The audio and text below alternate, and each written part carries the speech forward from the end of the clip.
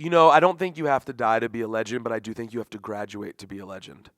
So while I feel respected and loved for the most part, and I feel really good about the role I play, I'm excited to take different steps in my career, and I do feel like I'll be appreciated a little bit more when I'm a little less involved.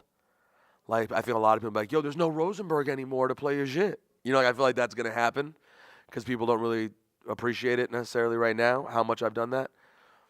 And, we all think that we're underappreciated, or a lot of people do. I do, at least. My own ego always feels like, well, some people don't really appreciate, like, they don't remember, like, when I met Frank Ocean, like, I had to tell Frank Ocean I played his record for the first time. Like, he didn't even remember that I was the person who played his record for the first time. I'm like, nah, bro, I edited that song, so it would get played.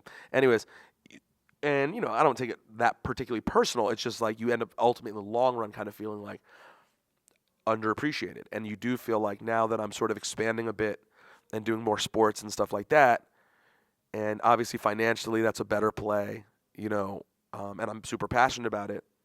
And another thing I love about sports is that I feel like I can be opinionated without feeling like I'm affecting people's livelihoods.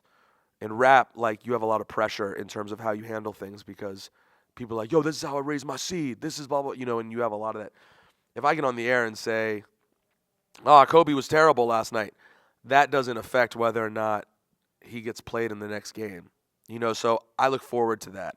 Like like sports is kind of meaningless. I really enjoy it, but it's just pure entertainment. Rap, and I know people do this the exact reverse, but to me, rap is serious. It's really people's livelihoods, and my opinion affects them so much, or they think it does. So if a new album comes out, and I'm like, I gotta be honest, guys, this album is shit.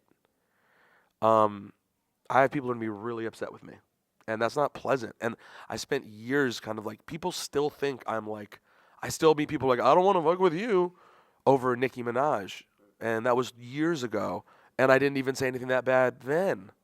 So, I mean, I also think I do have a little bit of a different standard in that people are rather quick to jump down my voice. I mean, Ebro's always pointed it out to me that, like, we can go on the radio and I say something and people might be like, yo, fuck that. And then Ebro says the same thing. They're like, now that kind of makes sense, you know? And, but at the same time, I don't want to take for granted how much people have been welcoming and accepting and appreciative of what I do. 'Cause I definitely feel that. And if when I move on to do other stuff, I definitely won't feel like I didn't get my due. I feel like I've had an amazing, awesome, fun run in hip hop. But I do feel like to get to that status where I think people remember you so fondly, right? Like we're watching the way. And listen, I'm never gonna be Stretch and Bobbito. I didn't exist in the time when. I'm literally jealous that they were able to exist when they did.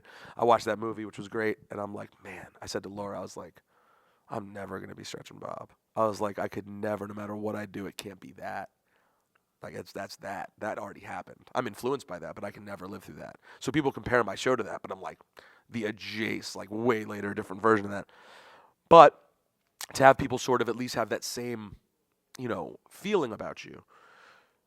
I think that if like, for example, if I was like full time in sports and I just like moonlighted in hip hop a little bit and people saw me in very mainstream places, like really, like let's say I was hosting the red carpet at the ESPYS, right?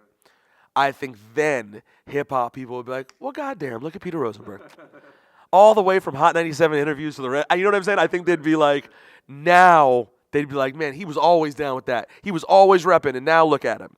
Whereas now that I'm still here, I think everyone has a tendency to be like, come on, Rosenberg, fuck that. You know what I'm saying? So sometimes, absence does make the heart grow fonder. So, but most importantly, I mean, you just have to grow. My goal in life was never to just do hot, and that was the end of it. It was always to do many things, like do late night TV and really mainstream stuff and comedic stuff. So, I still have a lot of things that I want to do.